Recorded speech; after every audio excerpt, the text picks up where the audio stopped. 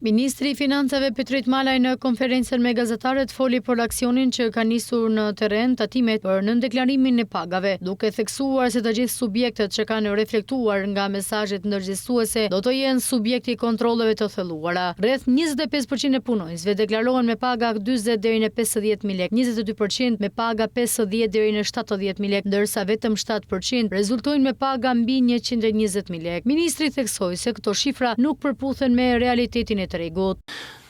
Ne jemi tashmë në vitin e dytë të zbatimit të strategjisë afatmesme të ardhurave, e cila do të shtrihet deri në vitin 2027.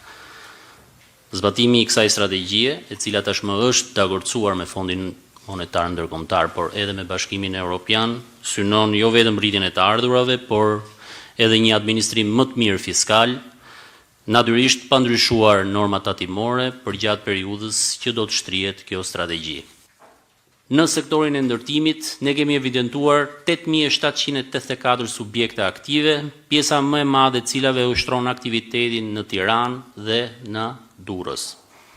Është konstatuar se nga ky numër total i këtyre subjekteve, rreth 25% e tyre i paguajnë punonjësve paga të cilat variojnë nga 400 deri në 500 euro. Për fat keq, shifra 25% e 8.700 ca subjekteve është një shifër tepër e lartë në një kohë kur që të gjithë jemi të vetëdijshëm se tregu ofron krejtësisht paga të tjera, të cilat janë më të larta.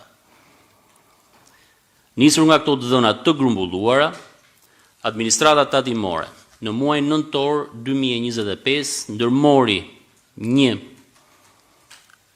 nisëm të ndërgjegjësimit të këtyre subjekteve, pasi në fakt në themel të punës tonë nuk është ndëshkimi i bizneseve, por është ndërgjegjësimi i tyre në mënyrë që të përmbushin në mënyrë vullnetare detyrimet tatimore.